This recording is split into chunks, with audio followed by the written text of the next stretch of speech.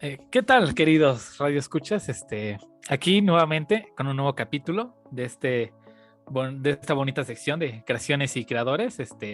En esta ocasión nos acompaña la gran Eli Galvar. Mucho gusto, es un honor tenerte aquí. Este, Antes de iniciar la entrevista, nos gustaría introducir un poco para que las demás personas conozcan un poco de ti. Eli Galvar es ilustradora, diseñadora de personajes y creadora de cómics. Es bostonia de nacimiento. Él radica en la Ciudad de México, donde estudió diseño y comunicación visual en la Facultad de Artes y Diseño de la UNAM. Ha participado en diversos proyectos editoriales como Cambridge University Press Pearson, entre otras, realizando ilustraciones para libros de carácter educativo. Fue diseñadora de personajes para la serie Legion Quest Master of Meat, producida por Netflix y desarrollada por Anima Studios. En 2020 publicó Crónicas, su primera novela gráfica en Central Ficción. En el mismo año desarrolló el proyecto La Bruna con el apoyo del programa Jóvenes Creadores del Fondo Nacional para la Cultura y las Artes. Mucho gusto, Eli. ¿Cómo estás? Programa y muchas gracias por la introducción. Estamos bien. Muy bien, para iniciar esta pequeña entrevista, me gustaría preguntarte un poco, ¿cómo inició este gusto por ser ilustradora? ¿Ya venía desde niña? ¿Desde niña dijiste, pues esto me dedico a hacer desde niña, creo que me voy a dedicar a esto? ¿O hubo una etapa en tu vida en la que dijiste, creo que me voy a dedicar a esto, creo que me llama la atención el diseño, quiero dedicarme a esto toda mi vida? No sé, ¿cuándo fue ese inicio, no? ¿Cuándo fue que iniciaste todo esto? Sí, gracias. Bueno, creo que va a parecer algo cliché y como muy repetitivo, pero sí es cierto que desde niña dibujaba un montón. Me gustaba pensar en historias y personajes de mis propios mundos, pero en sí dedicarme a esto creo que no lo consideré sino hasta los 13 años, porque antes de eso yo decía, bueno, pues esto lo voy a disfrutar en el tiempo en el que se pueda, y yo estaba casada con la idea de que quería dedicarme a ser veterinaria, pero a los 13 años fue que tuve un boom de dibujo y como me la pasaba tardes y días enteros dibujando, dije, pues qué tal que sí me puedo dedicar a esto, ¿no? Y fue gracias a pues un amigo que se llama Chris, que pues él me dijo, oye, pues yo creo que podrías dedicarte a animación, ¿no? O a hacer cómics. Y yo dije, pues quizá. Entonces fue que dije, bueno, vamos a intentarlo, no perdemos nada intentándolo. Y afortunadamente, pues mi familia me apoyó en todo momento para decidir estudiar diseño y comunicación visual en la UNAM. Bueno, ahora, o sea, yo me metí a la Facultad de Artes y Diseño, ¿no? Pero a mí me tocó todavía la temporada donde se conocía como la Escuela Nacional de Artes Plásticas, entonces me tocó la mitad. Y sí, así fue como desde entonces he estado dibujando. Eso parece muy cliché, pero en realidad sí es como, o sea, como que explotar las aptitudes de bebé o de niño, y que te van marcando y que vas creciendo con ellos. Estamos viendo mucho de tu trabajo, o sea, eres una ilustradora nata. Bueno, increíble, porque uno revisa tu Instagram, por ejemplo, y te lo estoy checando, y o sea, ya haces publicaciones constantes de muy alta calidad, en diferentes técnicas. O sea, bueno, Ay, gracias. haces una temporada de una técnica, publicas ciertas imágenes, haces una temporada de otra técnica, ciertas imágenes, pero le das esa consistencia a tu red social. O sea, como que explotas cada pequeño espacio que tienes. Muy bien, la siguiente pregunta es, ¿cómo fue Sociedad de Tintias para ti en lo que va de su trayectoria? Uy, es que has tocado muchos puntos que estaba así de que quería interrumpirte, pero no podía. Pero bueno, vamos por partes. Primero, es curioso que digas que soy muy consistente en mis redes porque siento que a veces las dejo algo abandonadas, porque me gusta distanciarme un poquito de esos medios, no dejarme influenciar por lo que vea y solamente disfrutar el dibujo, ¿no? Porque muchas veces estamos tan cargados de cosas ahora con las redes sociales que es difícil no compararse con los demás o no dejar que esas cosas influencien tu trabajo. Entonces, o sea, sí es importante ser consistente, pero creo que también es importante darnos espacio, ¿no? Para disfrutar y adentrarnos a nuestra obra. Y bueno, por otra parte, Sociedad de Tinta justamente vino de ese milagro social, porque nosotros como artistas muchas veces no nos vemos o no convivimos tanto en persona. Entonces Mena fue la que nos reunió a todas, y aunque no nos conocíamos muy bien, dijimos, es que nos une estar queriendo luchar contra todo este sistema o toda esta cuestión que de cierta forma ha censurizado a las mujeres en el cómic y en las artes. Entonces fue justamente de esa coyuntura que decidimos formar un equipo de trabajo y del cual me siento bastante orgullosa, porque siento que cada una tiene su voz, ¿no? Y su forma de aportar cosas a la sociedad y o sea, creo que hemos tenido muchos aciertos, igual muchas cosas que tenemos que seguir trabajando, pero sí me dio a entender que es el trabajo en equipo el que nos puede hacer avanzar en esta industria.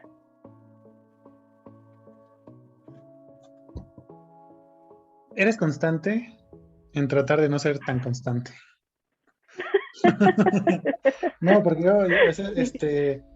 yo lo digo de la forma de ver de un dibujo. O sea, un dibujo no es algo que se haga en 5 minutos y vámonos.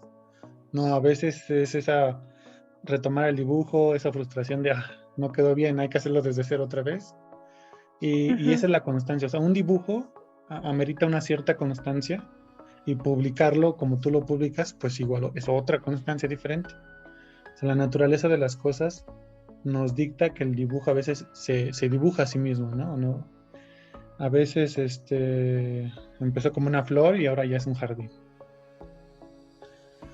Y eso así, y quien vaya a tus redes sociales va a decir esto, o sea, ese es un jardín hermoso. Muchas buenas imágenes de un contenido muy variado, de temas muy variados, que le dan una esencia. O sea, es algo incomparable. Estaba revisando de que para ti, ¿cómo fue el diseño de personajes en la serie? Bueno, creo que se llama en español Leyendas, ¿no? Leyendas, sí, las leyendas. Las leyendas. Criaturas, sí, criaturas ocultas. Criaturas ocultas, que de hecho esa fue una serie que desafortunadamente pasó en Netflix. Desafortunada y afortunadamente encontró su lugar, y que es algo que debería estar en la televisión pública nacional y sería un hitazo. Pero ¿cómo fue ese diseño de personajes? Pues fue una gran experiencia, porque fue ahora sí que mi primer acercamiento a ser diseñadora de personajes junior en un estudio, porque anteriormente a esto trabajaba todo de forma freelance, o sea, desde mi estudio, no tenía que salir de casa, Soy mi propio desde jefe. La comunidad, sí, exactamente. Pero es justamente ese acercamiento a estar constantemente en comunicación con tu equipo de trabajo, es que conoces a un gran talento, en verdad. Fue una experiencia grata para mí, porque conocí a varios amigos y colegas que también me acercaron a otros trabajos, ¿no? Y también me enseñaron cómo es tan importante la comunicación, porque cada vez que teníamos reuniones con nuestro director de proyecto o nuestra coordinadora, teníamos que leer el guión y dar ideas en el momento, y después empezar a bocetar lo que se nos viniera a la mente y después pulirlo, pero sí era importante saber pues las características del proyecto, ¿no? Porque no todas las cosas que ilustramos pueden ser animables, entonces era importante conocer cuáles son las técnicas de animación, de rigging, de cómo hacer el puppet, cómo se va a mover el personaje.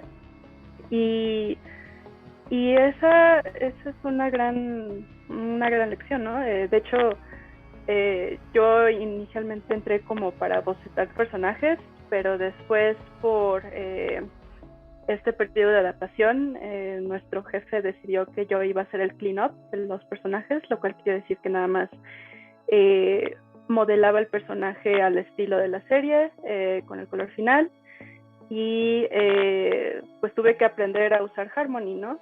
Entonces yo, en esa primera semana que me dijeron, bueno, tienes que aprender a usar Harmony, yo sí casi me da el paro cardíaco, ¿no? Porque yo decía, pero ¿cómo voy a usarlo si nunca en mi vida lo he usado? Pero fue para los que no sepan de programas, sí. Es como decirte, ¿sabes qué? Mañana empiezas a manejar estándar y tú siempre has manejado automático. Sí. Y peor aún en un carro que corre bastante rápido, o sea. Ajá, pues justamente este sentido de supervivencia pues te dice, tienes que manejarle o no llegas a tu casa o te van a secuestrar aquí o no sé. Entonces sí era importante que justamente aprecié muchísimo la instrucción de unos colegas que se llaman Mike, de hecho los dos se llamaban Mike, entonces ellos me enseñaron los principios como básicos del programa. Hola Mike, ¿qué tal Mike? Así exactamente, sí, así exactamente. Increíble. Sí, y así aprendí y fue ya creo que los personajes quedaron bien, fue una producción de la cual me siento bastante orgullosa por todo lo que vino después, ¿no? Y sí, creo que es así como también sucede en varios trabajos, que no conoces muchas cosas, pero pues a tropezones lo tienes que aprender. Y sí. Esto es de quien se adapta, ¿no? Y quien investiga, quien se comunica. Entonces. Curiosamente eso de la comunicación es muy importante. O sea, dirán, qué chido que no sales de trabajo, pero a veces tener ese hábito de ver a la gente, crear lazos, eso es bastante importante en cualquier trabajo. Muy bien, cuéntanos de tu más reciente colaboración, que eres Crack. Y luego, claro, bueno, sí. primera esa. Sí.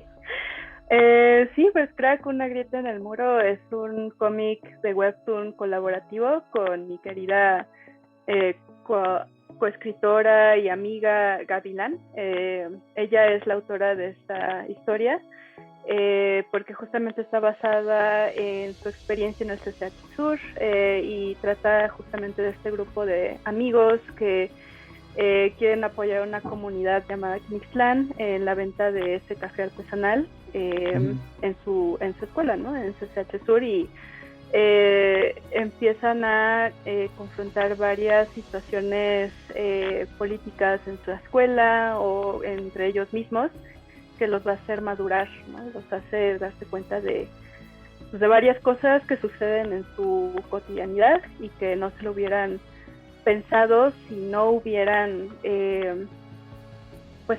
no se hubieran adentrado en ese mundo de la comunidad, de la política. Y sí, es una historia que todavía sigue en curso, y estamos trabajando, Gavilán y yo, en los últimos capítulos. ¿De cuántos capítulos estamos hablando que van a ser al final? Ahorita llevan creo que 41, ¿no? Sí, es que yo lo estoy pensando en capítulos como ya me los dan el guión, ¿no? Pero ya. Sí, en realidad esta es como una novela gráfica y es de 6 capítulos. Claro que se dividen más por ser el formato de webtoon, pero sí, en un principio son 6 capítulos, y sí, así es. Ok, ¿cuáles son tus otros trabajos? ¿O cómo te pueden encontrar en la industria del cómic? ¿O de la narrativa? Sí, pues en el 2020 fue cuando publiqué mi primera novela gráfica, que se llama Hipocrónicas. Y esa fue una colaboración con Central Ficción en su plataforma digital, pero también fue una autopublicación en formato físico.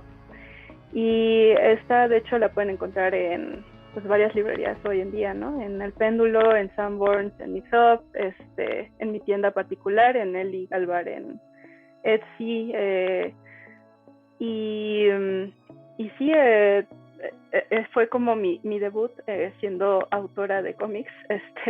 Hay muchas cosas que le tengo cariño, muchas cosas que ya con mis años ya veo que pude haberlas resuelto de otra forma, pero es la magia también de hacer proyectos, ¿no? Y no pensárselo tanto, terminarlos, ¿no? O sea, aunque no sea perfecto, o sea, es terminarlo y que salga. Y después de ese proyecto desarrollé una novela gráfica con el Fondo Nacional para la Cultura y las Artes que se llama La Bruma.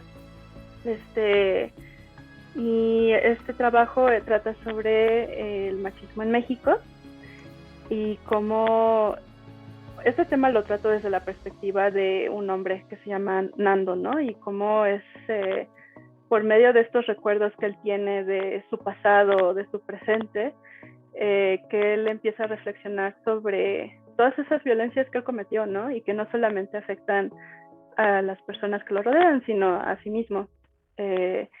Y justamente quería retratar esa perspectiva porque no es algo que había visto en cómics, ¿no? O en libros, o en muchos libros. Entonces, hay libros de filosofía, bueno, perdón por interrumpir, pero hay libros de filosofía que también desafortunadamente no son ese tema de la reflexión del daño que hacemos y el daño que provocamos, el daño que nos hicieron, no se da tanto en la literatura como quisiera. Pero la verdad voy a tratar de conseguir todos ellos. ¿Es en dónde lo podemos encontrar? De hecho está a punto de salir. Es que justamente... Aquí un super spoiler, señores. O sea, aquí pura noticia caliente. Sí. ¿En qué fechas planeas publicarlo? Eso sí me interesa. ¿Vas a ser en editorial o independiente?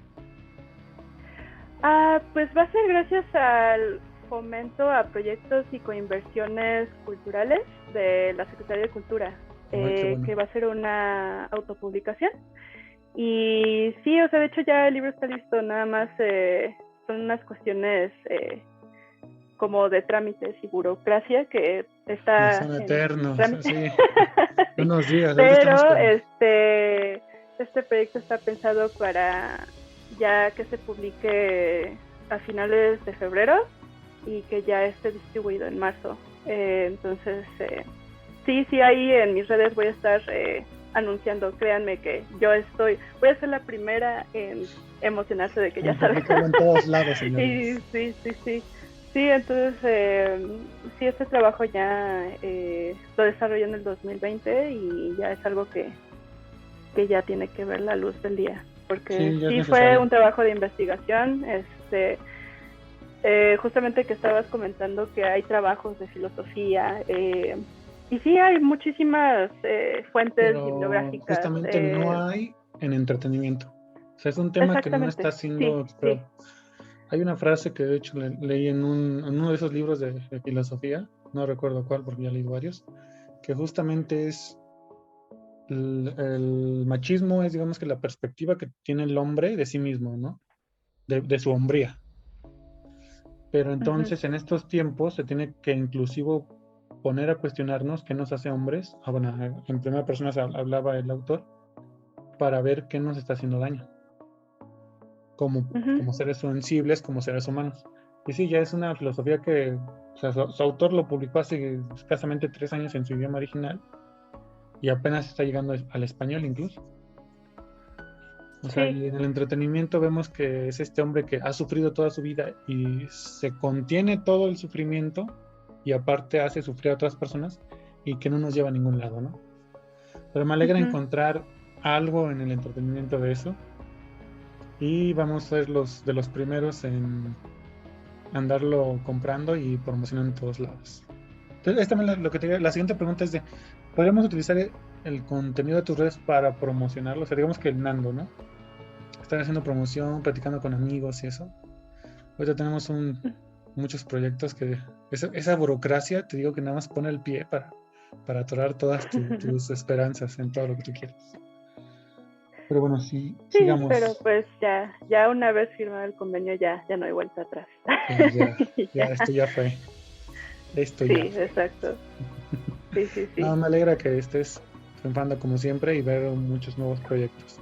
Después del cómic actual que tienes de Crack y el publicado en el mes de febrero-marzo, ¿qué tienes pensado? O sea, para los fans de Webtoon, ¿cuántos capítulos más de Webtoon crees que puedan ser posibles? De Webtoon, yo creo que van a ser unos 20 más, unos 20 capítulos más, o si no es que un poquito, Más que más, sí. ajá, un poquito más extenso. Les digo, creo que la que tiene más ese recuento es Gaby, pero sí, yo lo que hago es principalmente acomodar todo esto al formato que se va a imprimir, ¿no? Porque sí es algo que discutimos entre las dos, que independientemente de cómo le vaya a este cómic en Webtoon, lo queremos ver en físico y en formato de novela gráfica. Entonces es algo que dijimos que una vez que ya se termine el periodo en Webtoon, pues vamos a empezar a planear la publicación, bueno, la autopublicación o ver con qué editorial se podría publicar. Entonces, Yo digo que en el caso de Webtoon sí les convendría mucho hacer un proyecto de Kickstarter, porque Webtoon tiene un foco ahorita tremendo, tremendo. Ya será estudio para otro capítulo, pero sí, también tremendo. Y si tienen un proyecto así de Kickstarter, pues aquí está su canal. Se le dará seguimiento a cualquier trabajo. Ahorita se le dio apenas seguimiento a uno bueno, que también es increíble y que está enfocado más en la educación, pero sí, cualquier cosa, cualquier apoyo en ese sentido, aquí estamos. muchas gracias, Dan. No, a Sí, ustedes. sí, pues es también Esperemos como, buscar opciones, ¿no? Porque también cuando estábamos platicando del mágico mundo de la autopublicación es, la logística, ¿no? pues, la logística, ¿no? Y ver cuántas posibilidades hay para sacar ese producto que tú quieres, ¿no?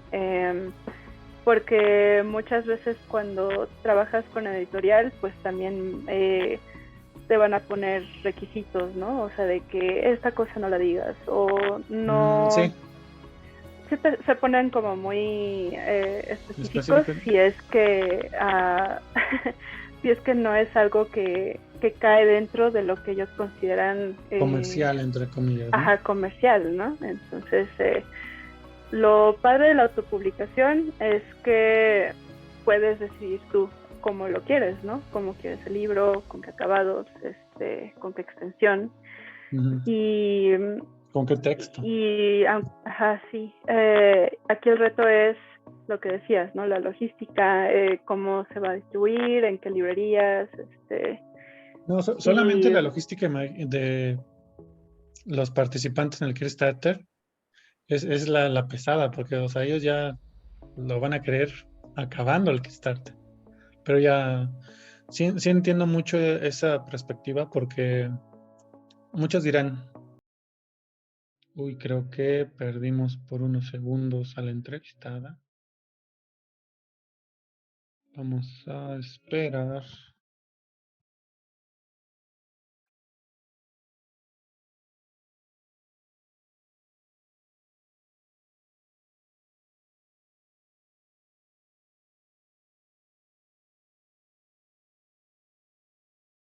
Bueno, como decía, muchos dicen que es fácil el Kickstarter, pero no es un problema de logística tremendo. Y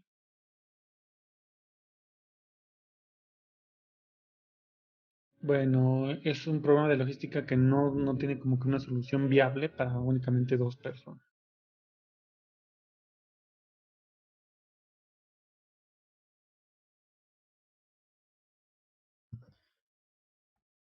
Sí, la autopublicación, muchos dirán que es el camino, pero es una cantidad enorme de trabajo y más, si es para dos personas. Pero en cualquiera de los casos, aquí tenemos nuestro apoyo a cualquier cosa que se les ofrezca en ese hermoso y noble arte de la autopublicación. Sí, gracias. Sí, pues en esas estamos. Sí, porque de hecho, en las investigaciones en las cuales estamos estancados, es de que ahorita están resurgiendo como que los lugares de ventas para el cómic, digamos, japonés. O sea, Ujú, el público que ya está acostumbrado a ese dibujo está al pendiente de las publicaciones en blanco y negro de ese tamaño. ujú. Entonces ya vamos a ver, recapitulamos. Tenemos el webtoon, el que saldrá en este año y el que salió en 2020, ¿verdad? Ujú. Oh, sí, o sea, has trabajado bastante. ¿Cuándo empezaste el de 2020? Y ese lo empecé el 2017, porque aparte ese de Hipocrónicas lo metí a el secuenciarte Ujú. de Pixelatl. Quedó como finalista, pero no ganó. Y ya después dije, bueno, pues lo voy a hacer por mi cuenta.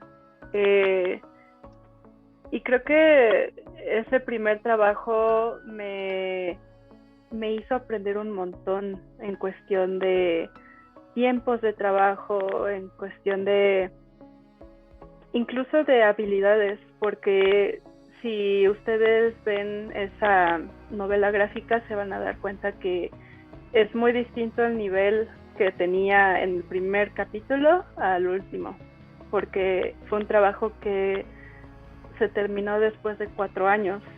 Entonces sí fue como para darme cuenta que si me quiero proponer hacer un proyecto, tengo que acabarlo en el periodo que le corresponda, ¿no? Que puede ser 1 o 2 años, pero que sea constante, porque sí me di cuenta que como ese proyecto lo dejaba pausado y luego regresaba, se nota esa transición, se nota que mi forma de pensar y mi forma de narrar cambió.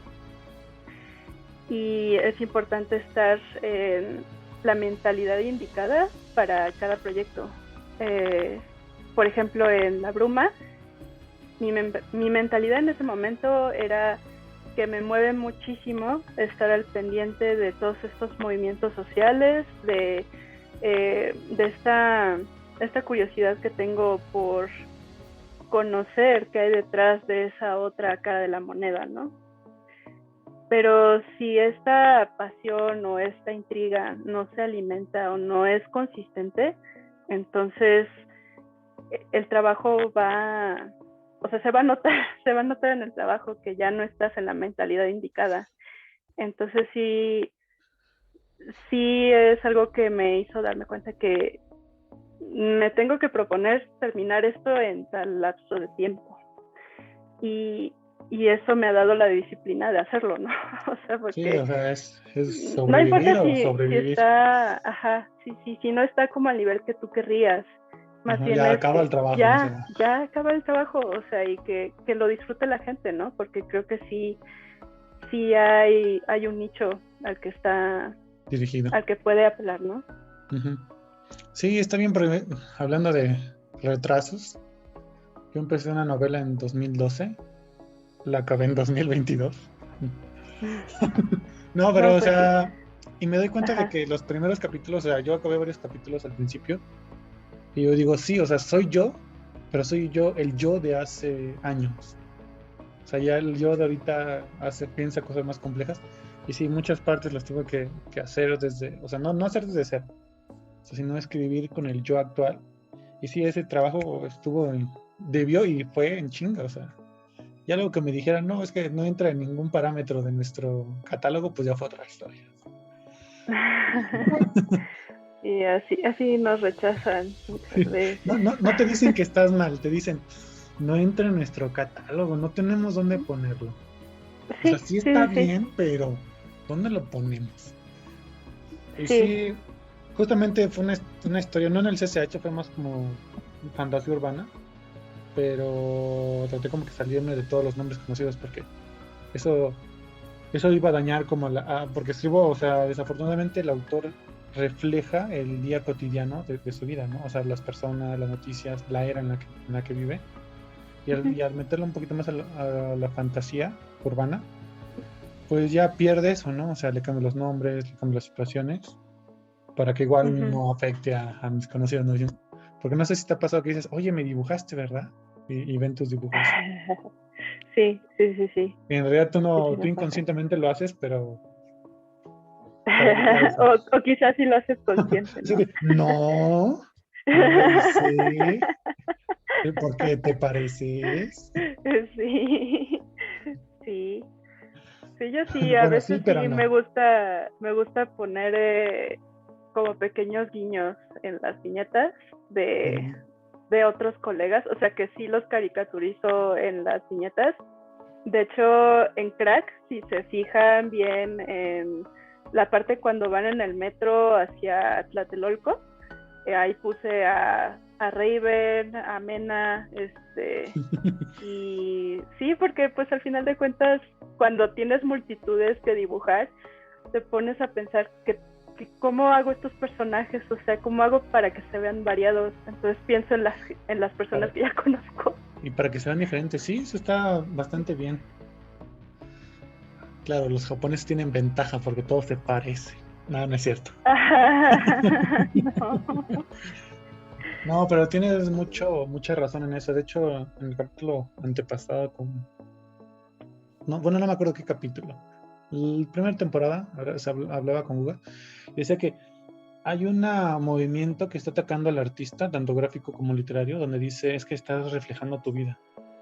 Y yo digo, pues sí, ¿no? O sea, es válido reflejar nuestra perspectiva desde nuestro punto de vista. O sea, en muchas obras como, bueno, lo más sonado fue Iron Hair, que fue una mujer en el traje de Iron Man, y Yo no soy Starfire, que llamó tanto la atención que lo llevó a su cancelación, pero que eran trabajos buenos. O sea, eran superhéroes desde otra perspectiva y de una perspectiva que yo los leí y para mí fue más interesante que la perspectiva ahorita constante. Y que si no se dan cuenta de que muchos artistas hicieron eso. El ejemplo clásico es si tú checas una fotografía de Stan Lee de joven, es Peter Parker del 68. Sí, o sea, sí, o sea, igualito, o sea, solo le faltó los lentes y los lentes ya los tuvo años después. En Tolkien, en su saga del Señor de los Anillos, él se sentía como Frodo. O sea, él sintió la Segunda Guerra Mundial y los traumas que eso genera.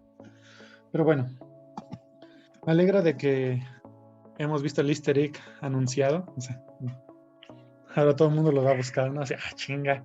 Ya me imagino en el futuro, ya revisando el cómic en estos momentos. Y sí se parece, ¿no? No, pero me alegra. Sí, a ver si lo logran. Me alegra. Bueno, Eli, ya se nos acabó el tiempo, pero esta fue una charla muy amena. Eres una increíble persona y una increíble artista. Y este pequeño espacio es para reconocer esos grandes talentos que a veces no tienen como los reflectores, ¿no? Bueno, ahorita casi ningún talento mexicano tiene los reflectores. Ya poco a poco. Pero sí. Ya poco a poco es que se está ampliando más el ancho de banda, ¿no? O sea, que sean más personas, que sean más artistas, que se les reconozca en vida, que se disfruten sus obras en vida. Porque no sé si te acuerdas de lo que le pasó a el que dibujó se me fue el nombre, perdón, es que el COVID. No te preocupes, así me pasa también. Y es el de la Catrina. La Catrina... ¿Por qué de la Catrina? No, el de la primera Catrina. Ah, ya, Posada. Sí. Su talento realmente fue reconocido post-mortem. Pero a ti no te va a pasar eso. Sí. No mientras estemos aquí. Bueno, al maestro Posada también se le reconoció en las caricaturas que hacía para los periódicos y por estas representaciones de la muerte, pero sí es cierto que ya hay como un plus cuando el artista pasa mejor vida. Eso es algo muy curioso, pero y es un tema para platicar. Eso Igual en otro eso en ocasión. en otro capítulo del podcast. Sí. Estás cordialmente invitada a nuestro podcast general. Pero sí, es que siempre ahorita estamos haciendo podcasts específicos para cada artista porque es una historia completamente diferente. A pesar de que compartan similitudes como el trabajo, o sea, o la vocación desde niños, es una historia fascinante cada artista. Pero ya, o sea, en nuestro podcast principal estás más que invitada. También Muchas para gracias. conocer, ¿no? Para darle seguimiento a todos tus grandes proyectos. Pues sí, vamos a estar pendientes, vamos a hacer reseñas. Muchas reseñas. Es lo que más hace falta. Sí, súper sí. Muchas gracias. No, a ti, Eli, esto fue The World News. Nos vemos en el siguiente capítulo de Creaciones y Creadores. Muchas gracias. Y pueden encontrar, mi trabajo en Eli Galvar, con Y en medio, en Instagram, en Facebook, en Twitter, y pues también me pueden encontrar en Etsy. Ahí tengo todos mis productos también. También pueden encontrar a Sociedad de Tinta como Sociedad de Tinta, doble de en medio, también todas las redes. Y también tenemos página de internet donde pueden encontrar nuestras semblanzas, el tarifario que hicimos el año pasado, y pues estén al pendiente de más proyectos que hagamos ahí las socias. Y próximamente una tienda, ¿no? En Sociedad de Tinta. ¿Una qué? ¿Tienda, no? ¿O no? No sé. No puedo decir nada. No, es que justamente anécdota, ¿no? O sea, agregando un poquito al podcast. Entré y dije, entré como en el Museo Jumex, ¿no? De muy bonito el arte, muy bonito. ¿Y dónde están los cómics? ¿Dónde los puedo comprar? Así entré, la primera vez que entré a la página de Sociedad de Tinta, así como, ¿dónde lo compro? Sí. Eso sí les falta, muchachos.